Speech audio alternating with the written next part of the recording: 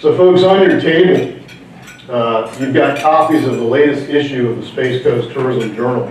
And so we don't bury the lead here. What essentially happened about 3 years ago is a collaboration was started between the Space Coast Office of Tourism and Florida Tech, and principally myself and Dr. Alex Mosey, although we do have some feature writers that are also faculty here, Lynn Mims, Dr. Heidi Edwards in the Communication Department, and Dr. Sherry Jensen in the College of Business. And each issue of the magazine actually has data results and some analysis from a general hotel-motel survey. So we're basically going after accommodation guests at our hotels. We have a series of questions ranging from length of stay, party demographics, to things like how much they're expending and what they're interested in doing and what they have done while they're here. And then each issue of the magazine actually has an economic impact study of a specific signature event. Signature events are eligible for special funding from the Space Coast Office of Tourism. So the idea there is you're looking at an event and ascertaining whether, all right, what are we getting for our special money here? What kind of impact does that event actually have?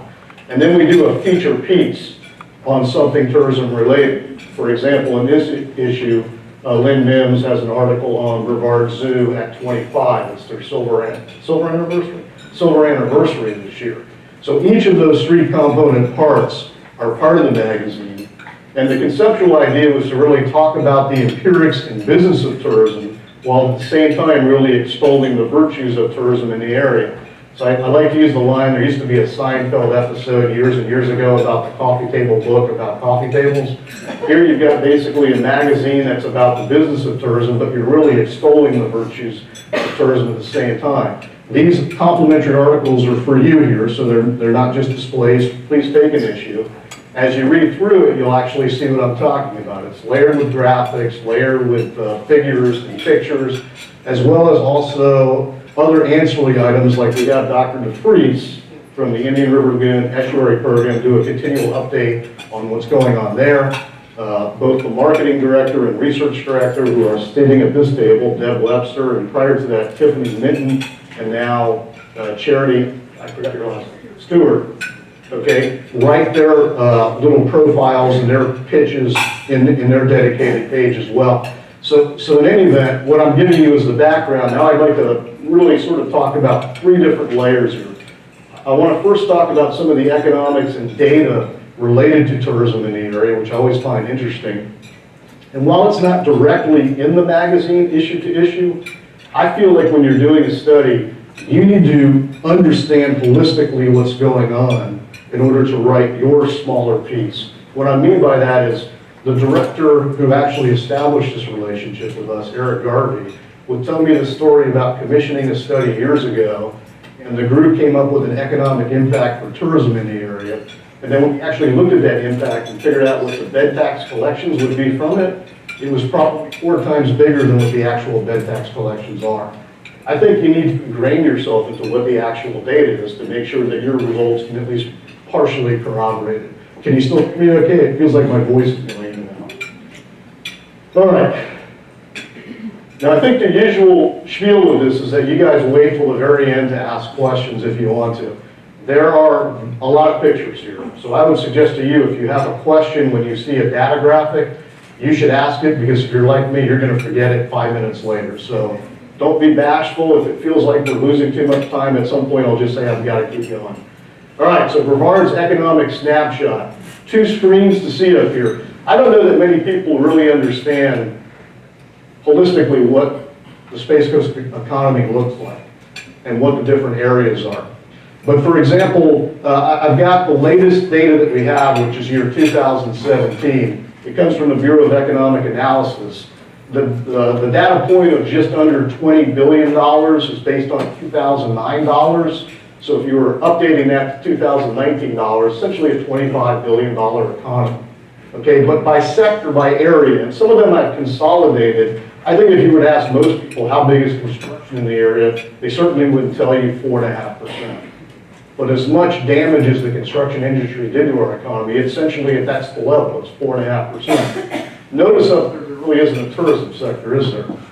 Okay, tourism is really going to be a combination of arts and entertainment, recreation, accommodation, food services, You'll have some portion of retail trade, you'll have some portion of transportation, maybe you'll have even some areas where you get into possibly social assistance at the same time, not so much, but I would say those are your principal areas. Retail, arts and recreation and accommodation, as well as transportation, which isn't up there. And it's probably in the medium to high single digits collectively when you look at that.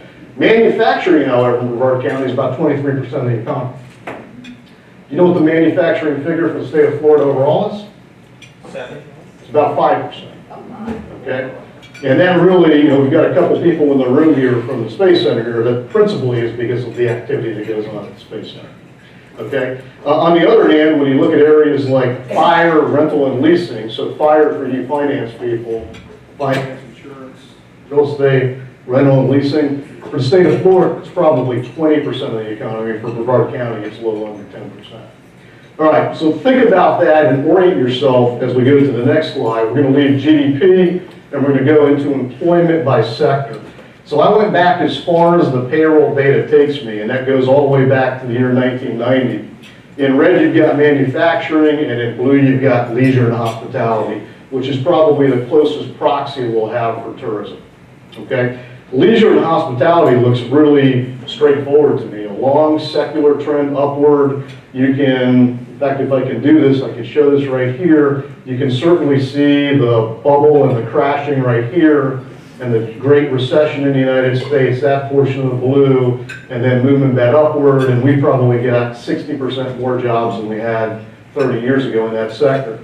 Manufacturing, you actually see more of the cycles. Leisure and hospitality was pretty much immune to that early recession in the 1990s, but you definitely see this downward trend. You see correction from that recession. You see, again, the secular trend downward. You see the recovery, again, from a recession in 2001, and then you see the impact of the Great Recession, and then you see these little bobbles and dips, and I'm almost positive that has to do with the transitioning from NASA 2.0 to NASA 3.0, and then you see the recovery partially, sort of an abatement of that long-term secular trend downward as NASA now recovers.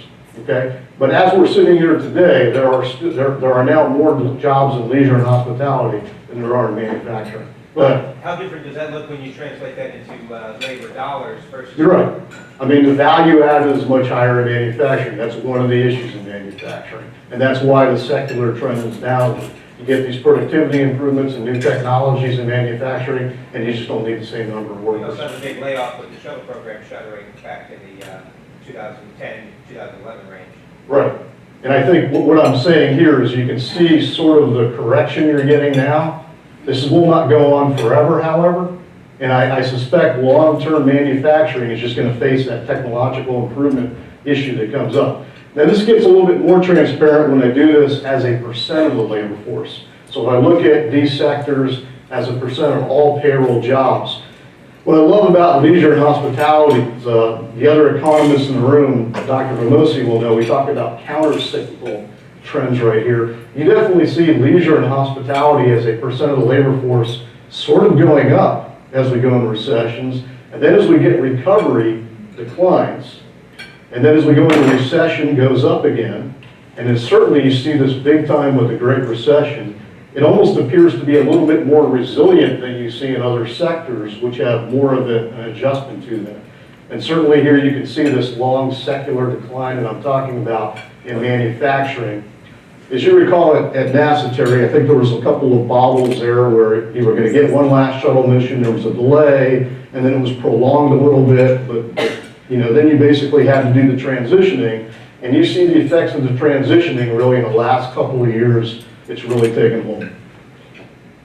All right, so if I translate, you've got this sort of view of the economy for what I call my tourism thermometer.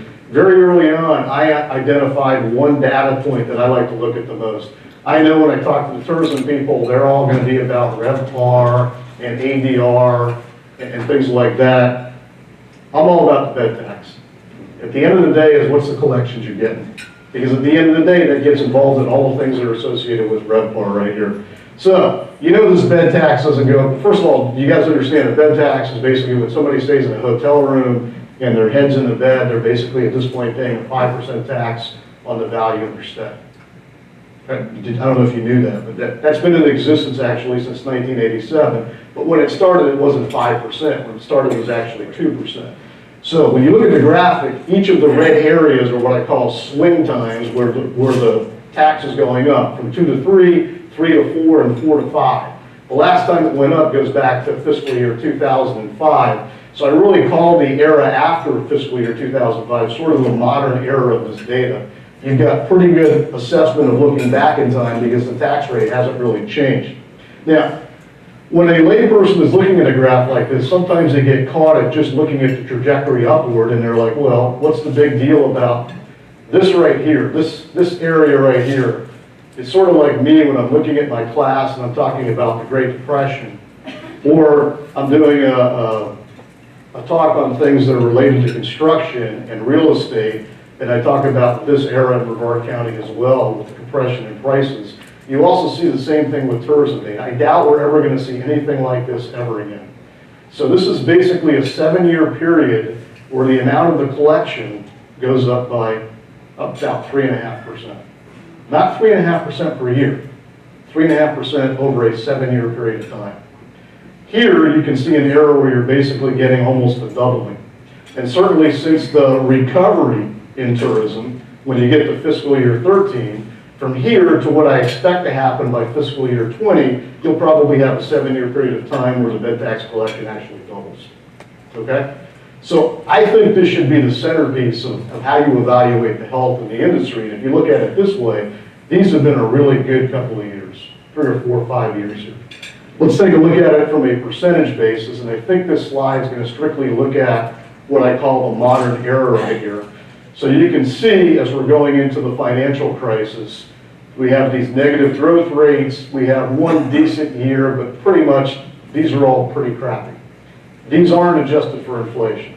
So what does that mean? Probably even that 3% doesn't compensate you for natural price increases. So in real terms, your purchasing power has actually gone down. But we start getting really this recovery kicking in 14, 15, and 16. Now you know you're not going to grow like that forever. When I came on board, I always expected at some point that the growth rate would move back to a more normalized level, and that was 2017. And just as I thought my model would work perfectly, what happens?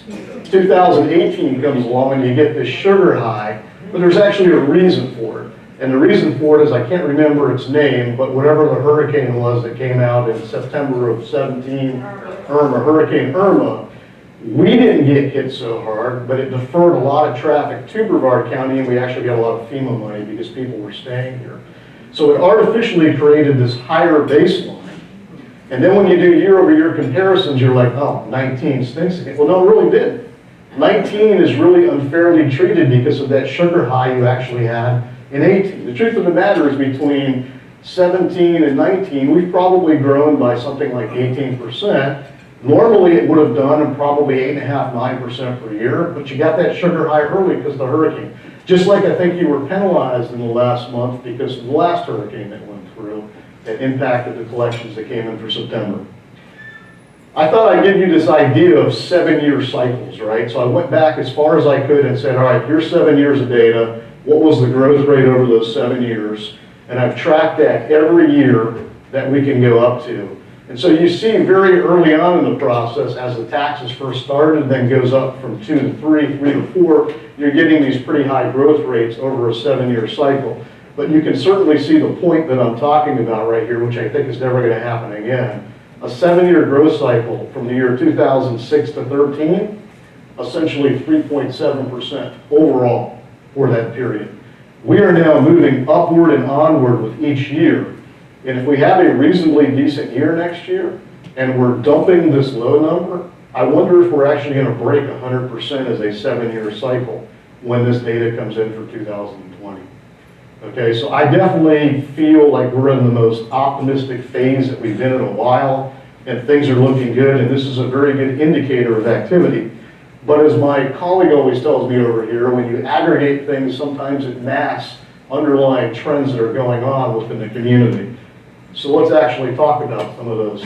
We've got a couple of folks here from Titusville, just one little micro feature right here. In the last 3 years, we've probably had a 40% increase in collections in the Titusville area. And I can't say I'm 100% because I think Irma probably played a role there, but a lot of this has to do with resurgent launch activity that's going on. What was happening between 1994 and 97 that caused that big slide down? 94 and 97. Your previous slide. Yeah. There was a very steep slide. Give me 1 second here. Is this one or the previous one?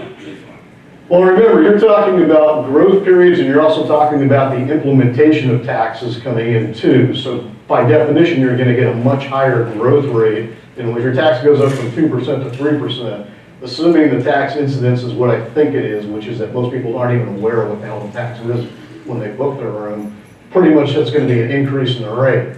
But as you start losing those years, you're going to lose that increase for that year. Okay, so that's why I think you need to go reasonably well into this and get to the point where the rate is actually the same before you get proper comparisons year over year, or over a 7-year cycle. Okay, so here's Titusville. Now, here's a little sort of secret here, man. I know Deb knows, but I'm not sure most people know that. Titusville is actually up year over year. I think if you actually look at the data, you'll realize that Cocoa Beach was not up year over year. And some other areas weren't. That was how high 2018 was because of the sugar high. So Titusville was actually up year over year. So this is one of your little micro success stories up there, is what's actually happened in terms of activity in the Titusville area. All right, I have to say this is probably one of my favorite slides in the econ portion here. It's a monthly roll, so all I'm doing is just rolling this month by month. It's a full year. I then average this out, so I'm getting an average monthly yield through time. I'm only strictly concentrating on this post-2006 era, 2005 era, where the tax rate is 5%. The reason why I like this is there's a common slide we present in economics where we show GDP, but we also show potential GDP, which is where you should be. So we're looking at where the economy actually is versus where it should be. I created a trend line to basically track where we were prior to the crash, so to speak. And then I was looking to see where we recaptured that trend line. And it was beautiful. And boy, I had visions of the paper I was going to write on this, you know, as the recapturing of that trend in 2017. And then just as I thought was, well, I knew there's some new demand drivers coming in. We knew USSSA was coming out. We knew resurgent launch activity was going out. We could see some of the increase in capacity. So we knew we were going to elevate a little bit, but we didn't really think it was going to be as quick. And this is really the hurricane effect. But notice once the hurricane effect starts dissipating, we start moving back to this newer trend line, slightly higher. And in fact, in the last month or so, we're even cracking back downward. So ultimately what I think is going to happen is we'll end up moving in a more moderate pace, and then from an elevated position sort of continue upward. Now anything can happen, right? A hurricane could come out, some other event could happen, a recession can happen. Things can change that. It's not like you've got a controlled lab experiment like somebody like Nasri could run, and we can do this. Things are changing in the economy all the time, but that's sort of what I think is going to happen. If you slice this off and just look at that last era, it becomes a little bit more clear what I'm talking about. We've actually cracked back through that higher trend line. This higher trend line is 0.75% per month. So you remember how I told you about that era over 7 years where we grew by 3.5% overall? During this era, you're basically doing that in 5 months, not 7 years. Okay, give you an indication of the vitality of this. When you're looking at a monthly thing, just for perspective, 1.35 million translates to $16.2 million for the year, and we're right at about 16 million, I think 25,000, something like that, for year over year. Okay, so the aggregation and the masking of that. Take a look at the bed tax collections in fiscal year 17 and fiscal year 19. Does anything stick out to you right away? I'm basically doing this on a percentage basis. There's got to be something that right away jumps out to you. Oh, no, Melbourne Beach. I think the Melbourne area, Melbourne Beach, there's sort of an adjustment. It's the same aggregate number, but it's just adjusted. I think it has to do with a hotel that went down for a while. I remember that. No, guys, what you ought to be looking at is Cocoa Beach and the management companies. Okay? When you think about tourism, you think about Cocoa Beach, but Cocoa Beach's share of these bed tax dollars, at least directly. Remember, management company would be basically Airbnb, somebody managing around. Some of those could be in Cocoa Beach, but they're not tracked that way through the Brevard tax data. And even with that, you notice Titusville isn't the same, but Cocoa Beach has a contraction. I don't want to say it kind of power vortex changes, but organically the market does change. If you think everything stays the same year after year, that's not necessarily the case. Take a look at it from the perspective of lodging type. What do you notice there?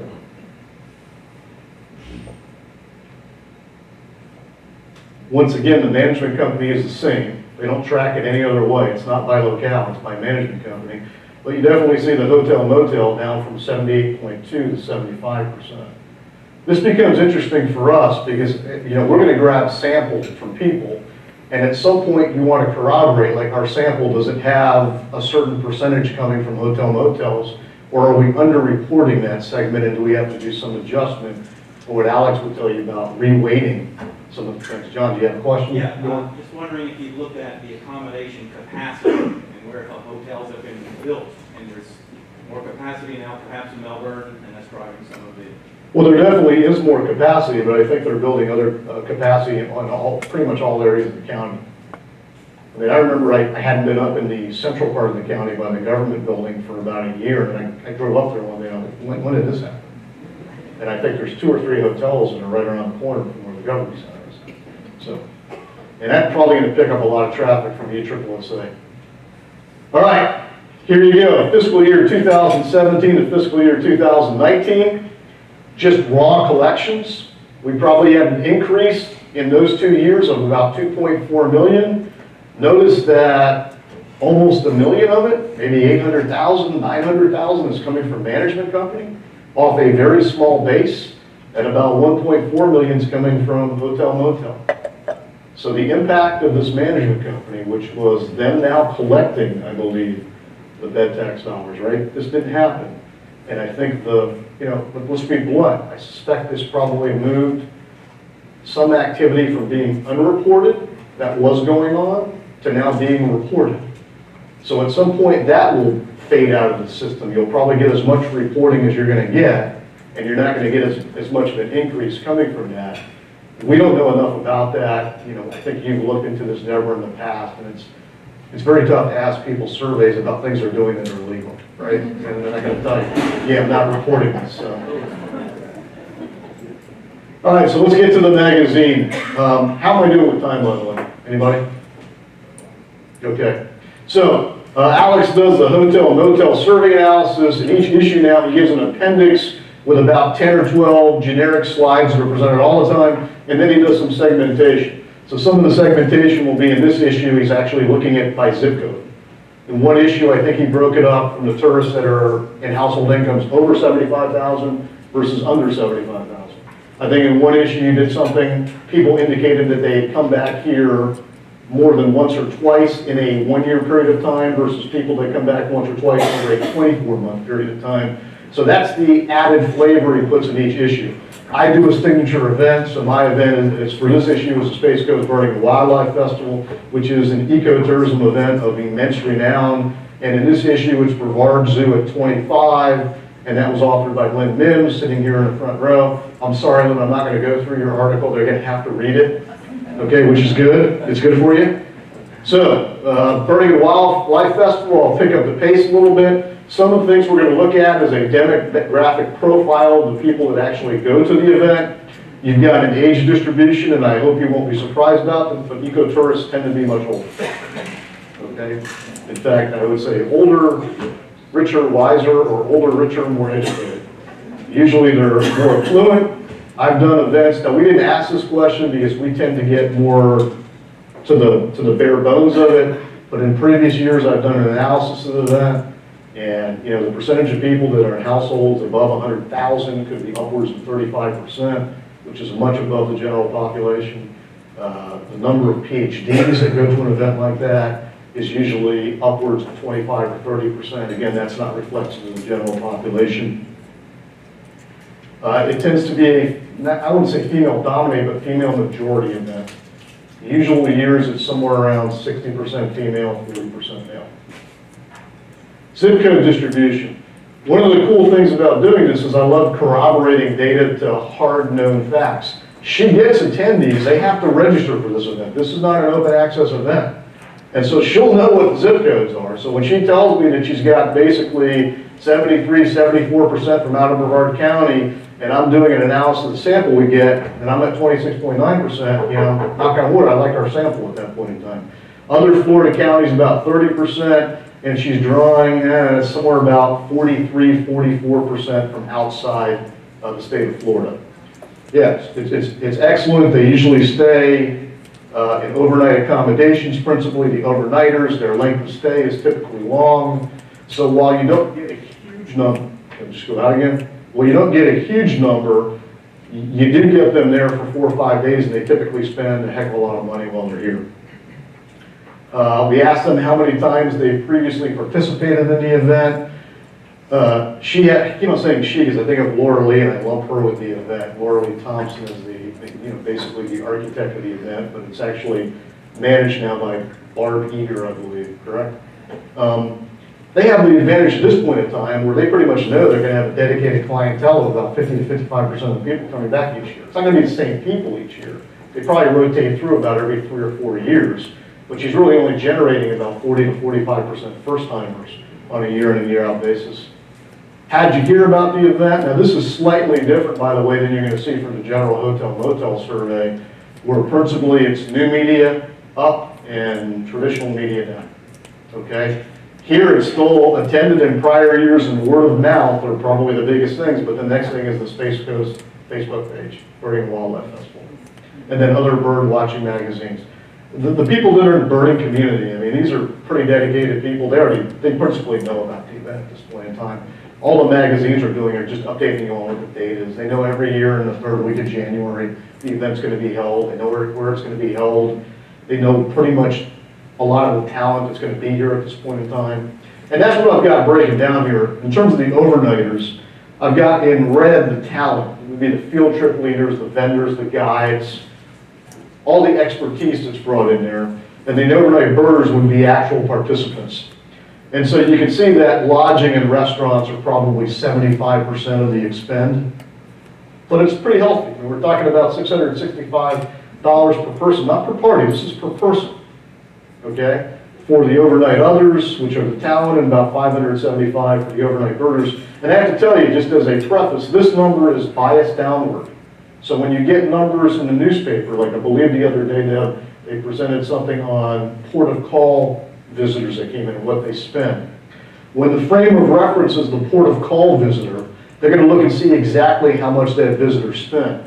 When I do an economic impact assessment, I can't double count. So anything these guys are spending on recreation at the event, you know, the registration fee, the field trip fees, all that, you can be spending $100 at the event. I'm not counting that as their spending because I'm tracking it through the budget of the Space Coast Birding and Wildlife Festival. So in essence, if you're trying to do an apples to apples comparison, you have to understand that these numbers are probably lower than when people are just reporting from the perspective of the person doing the spending, okay? Just wanted to throw day trippers on there right as well. They do get plenty, in fact, they get tons of day trippers at the event. Again, the day tripper would be somewhere around $50. But again, that's excluding what they're spending at the event. So my guess is that realistically, it's probably $75 to $100 from the perspective of the person doing the spending. And then ultimately what the payoff that people want is they want you to do an in-plan based analysis that gives you an economic impact. That economic impact will highlight the direct effect and then secondary effects, which basically means when somebody spends something in this county, it then triggers a supply chain response of the vendors that actually supply that business. It also generates a response from people that earn income, and thus they were spending in the community. That's known as the induced effect. So collectively, the indirect and the induced effect are what is known as the multiplier effect, or the secondary effect. So we do all this for them, and we provide these figures for the Space Coast Office of Tourism in respect to jobs or equivalency jobs created, labor income, value added, and output.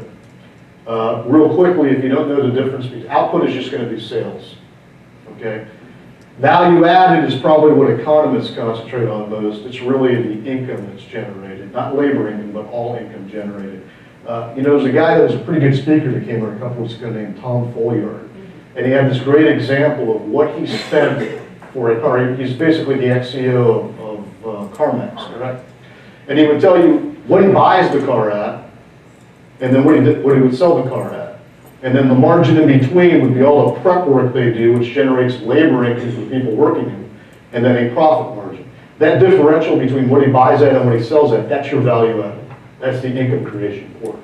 The sales would be what Folliard was talking about all the time. Here's our sales. And guess commonly what business people report would be sales figures, so we report that as well. We can even break it down by sector. So we can give you hotel, motel, restaurants, etc. The reason why I use that is if you take the $291,000 of sales from hotel and motel and you apply the bed tax rate of 5%, you're going to get a bed tax revenue of something like $14,550. I don't know what actually they get. The point of doing that is that the event itself does generate revenue. It's not just a drawer of revenue in from a bed tax perspective. If you take the $291,000 in terms of the hotel motel impact on sales, and you use an average room rate of 135, and yes, I know that's not what the ADR is, but these folks are not staying in the typical room, so I'm using 135. Comes out to about 2,155 room nights. She collects some data on room nights, Barb. She wasn't holistic about it, but I think that's a reasonably corroborated number. So again, I like doing things where we can corroborate. Deb knows my pet peeve is we'll get profiles of spending, and then somebody's going to tell me, but there were 200,000 people that came to an event. I'm not buying it. And I need to have corroboration for that. And you need to tell me how in a place like Cocoa Beach, with its size and limited parking and hotel space, how you're going to get that number of people there. So we usually try to check things and at least have it from a corroborative perspective. Let me end by saying I have done other shows for the magazine. We've done the Melbourne Air and Space Show. We did Surfing Santas, which is in Cocoa Beach. Now, Melbourne Air and Space Show is a registrant-based event. You gotta have a ticket to get in. Surfing Santas is open access. Cocoa Beach Half Marathon is a registrant event, so you get data for that. Thunder on Cocoa Beach was the boat races that occur every, I believe, May. That is open access principally. And Space Coast Birding and Wildlife Festival is a registrant event. Notice the difference in terms of overnighter expenditure per event, but that's because the length of the event is different. I thought it would be interesting to go back in and do a deep dive and try to see if I can give you a daily expend for this, and that's what it looks like. So when you look at the overnighter and you look at it from a daily perspective, it tends to tighten up a bit. And once again, this is excluding what they would be spending at the event. So in essence, if you were getting some newspaper story about what some tourist is spending elsewhere, you have to add that increment in to have a fair apples to apples comparison as well. All right, well that pretty much ends what you see from me when I actually do my article for the magazine. I would say that in the magazine it is written up as more of a narrative piece. I write about ecotourism, I write about the history of the event. I'm trying to make this so it's an interesting read for the reader. There's a sense that Americans don't read very much anymore. I'm hoping that's not the case. But in any event, this isn't the type of magazine where you're going to be able to read it like in 30 minutes. I mean, there's a lot of stuff there, and it's good. It comes out about once every 4 months, so you've got plenty of time to finish the issue at that point in time. And there's also a wonderful interview with Laura Lee Thompson. We try to include interviews associated with the event to put more color in with the event. And if there's a more interesting person in the world as we titled that piece, I don't know who she is, from the things that she's actually done in her life. All right, now we move to my brother from Canada here, Dr. Vavosi, and his accommodation-based tourism survey. Notice I have the red Canadian ring around every data graphic for him to highlight that this was his part of the project right here. So what he's going to report to you, I think this came out of the appendix this time. These are going to be the things that every issue he's going to have in his appendix. So he's going to have a snapshot from where the sample came from here. And we understand that hotel motel is a little bit low there. That has to do a little bit with the sampling not the sampling technique, but the way the paid served ads were going from the former company. I understand Charity has told us beforehand that that's slightly changing by some tweaks that she's doing. We just have to know what they're doing. But that would tell you that we probably would have slight underreporting of hotel and motel guests in this versus other types of guests.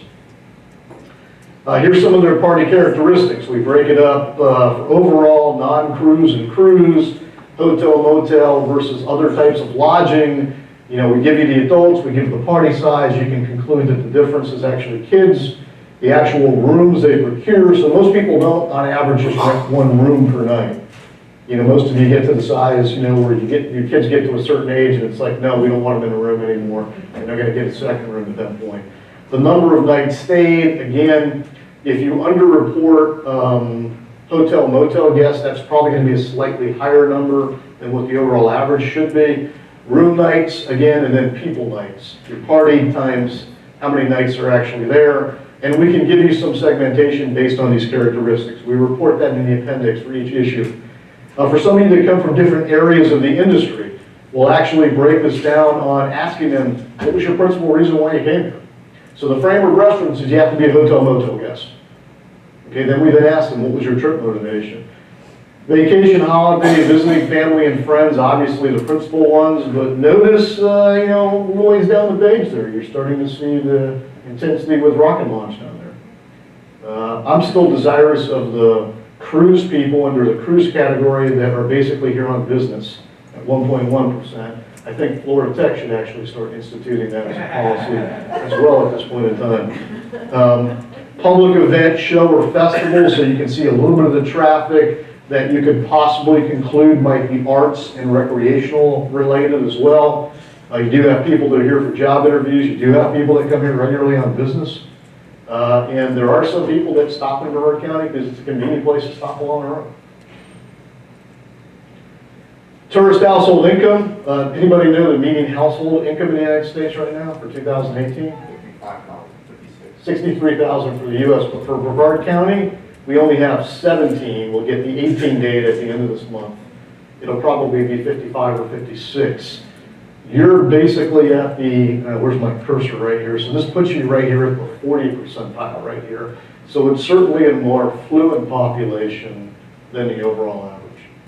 And as I told you, not in this issue necessarily, but in an earlier issue, I believe, Alex, you segmented it from over 75,000 and under 75,000, and we looked at the differences in expenditures, motivations, based on those two cohorts. So some tweak like that will occur in each issue of the magazine. So that's for a family of four? Is that data for a family of four? It's household income. It's based on what the median household is. Whatever the household Yeah. is. Can you go back to the slide? Yeah. Well, this is the tourist sample, though. This isn't for the United States, it's a tourist sample. So that means that.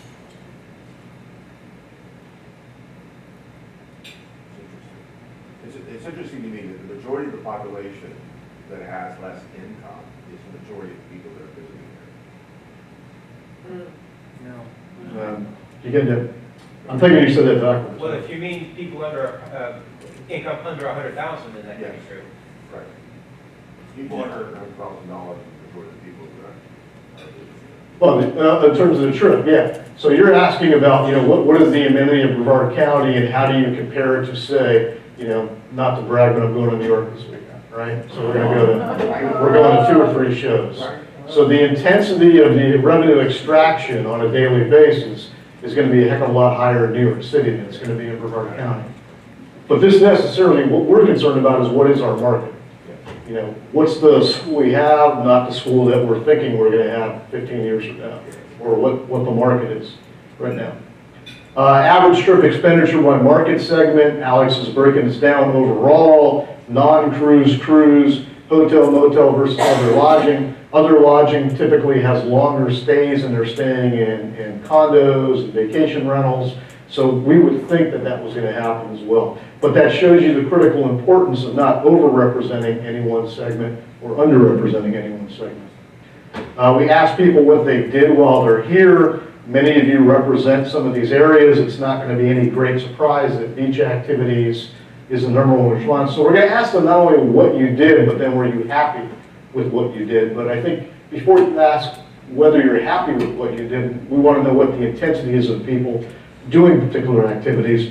notice-traditional things that you would think about in this area, like the zoo, the Kennedy Space Center, Visitor Center, Ron John's and Cocoa Beach Surf Company, USSSA now is something we've included in the last couple of years. I believe the treetop trek is at the Brevard Zoo, correct? Yes. You got the Cocoa Beach Pier, and then pretty soon, hopefully what you're talking about 3 or 4 years' time is what?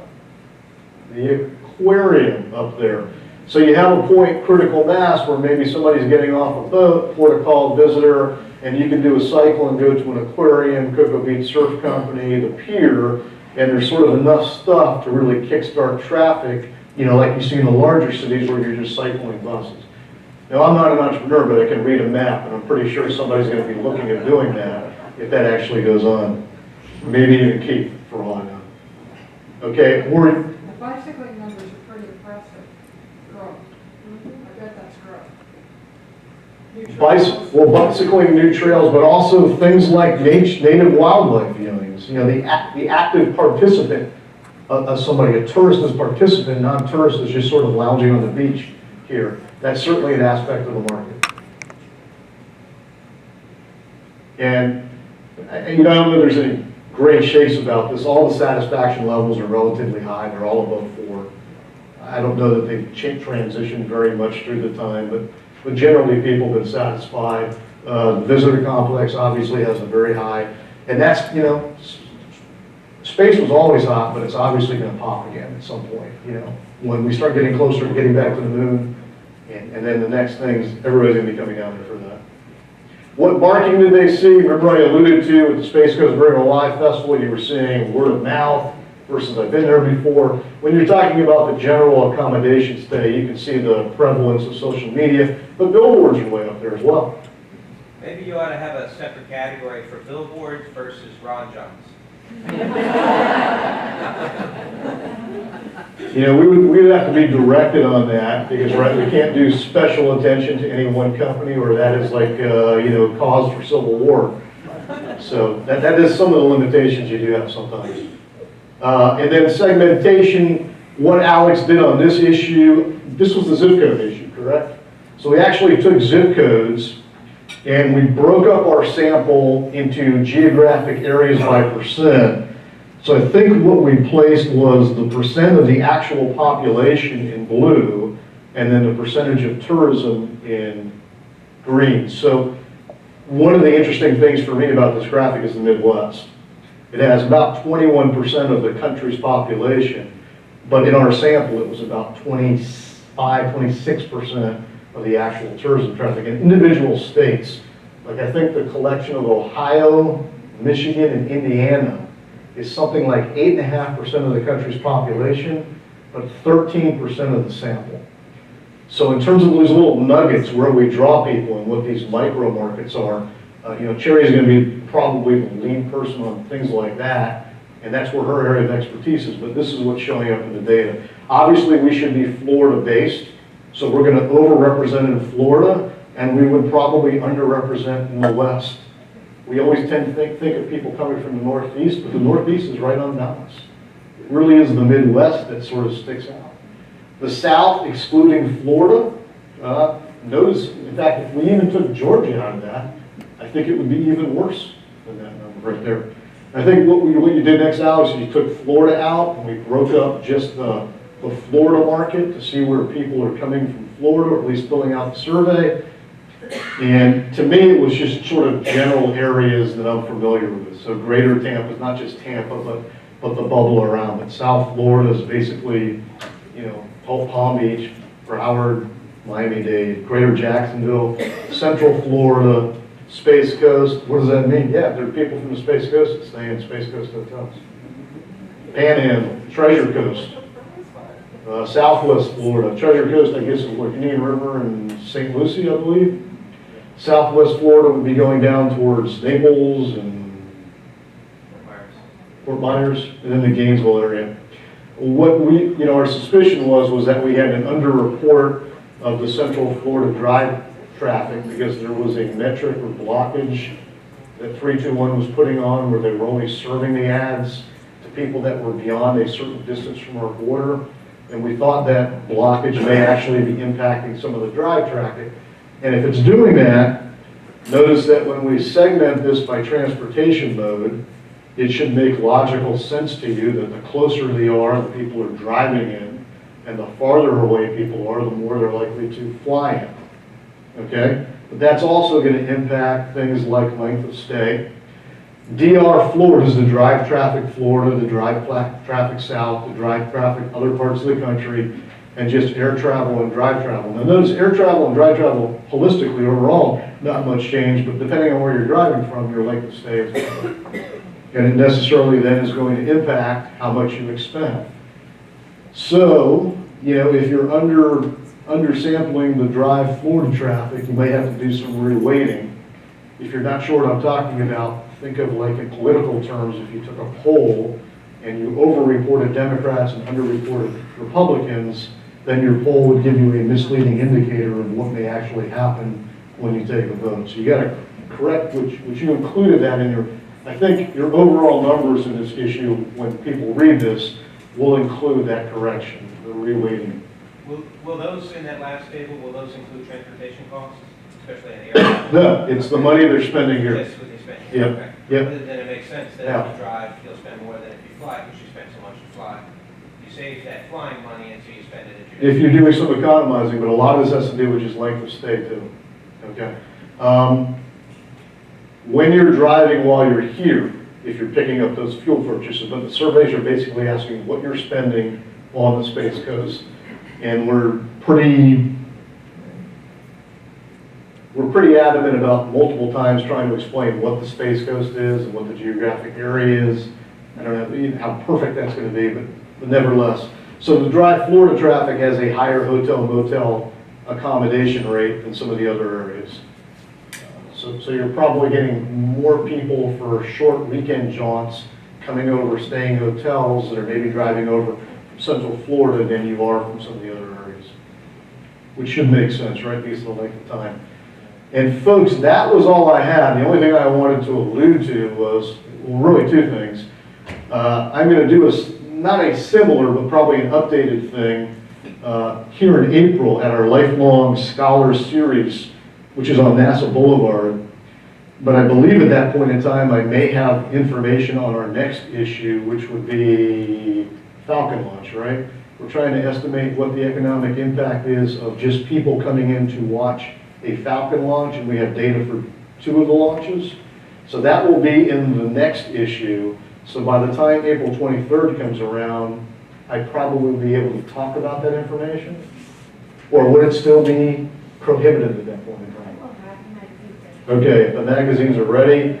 And then we are also about to embark on a process in the month where we're doing the economic impact of KSC overall. And provided it's okay with NASA, I'll be able to talk about that information at that point in time. So that's happening. And if you can't make that, and Jignia doesn't have a speaker, I'm perfectly happy to come back in April and do something on that topical area, because I think people in the community may be interested in this. So are we good for time still? Yeah. Where is this magazine distributed? Talk to these people right here. Okay, I mean, just in general, hotels maybe?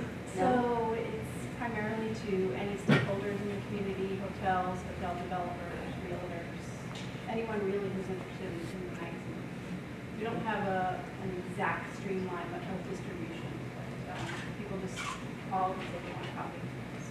There is a digital copy of it too. I think there could be started a digital email list where you just announce, here's the new issue, and you can find it at this website. So that is available as well. Okay? And are we good with time? So? Let's take about 10 minutes. Okay. So you pointed on one slide, interviews and business. With the growth of jobs, that you have data that would show the change year over year.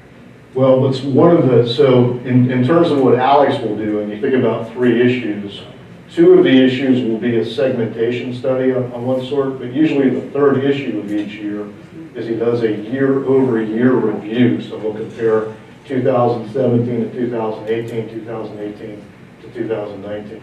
So he could look at something like that. I don't want to tell him what he's going to do in the issue. You know, professors get enough Yeah, of right. turf.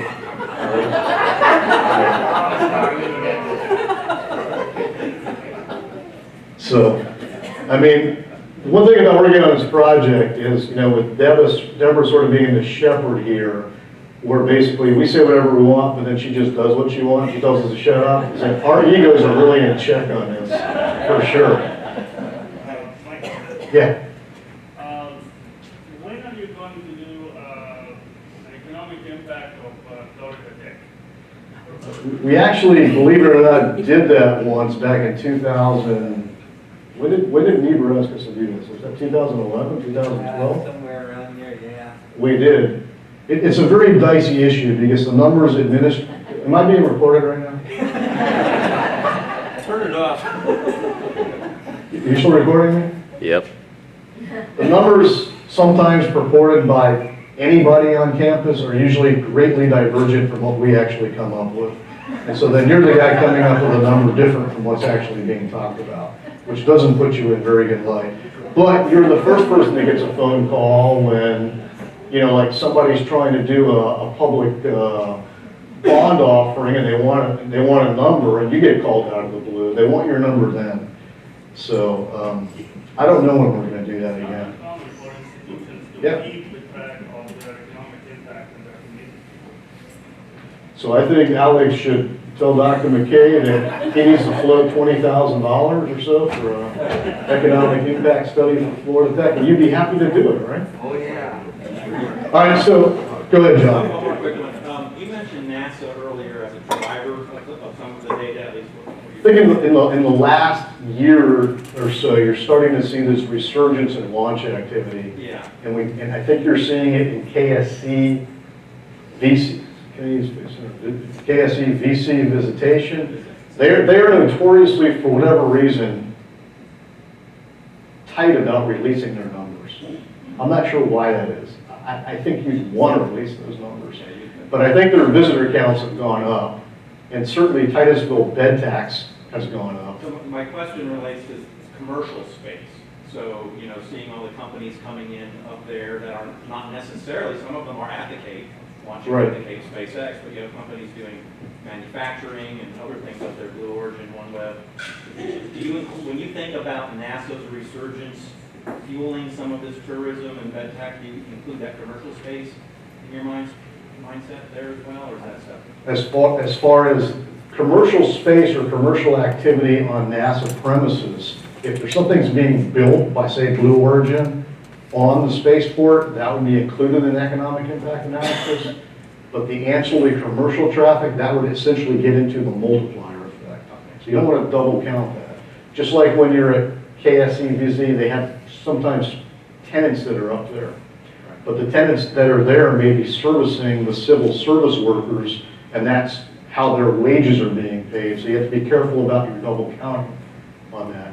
I mean, I thought you were going to get a sort of a different project, which would be, given all those things activity, if you had a large enough sample for the Titusville area, would you actually be able to see a pickup in business tourism showing up with that? The problem you run into is that when you start parsing the sample into different categories, you're going to start losing power with your data.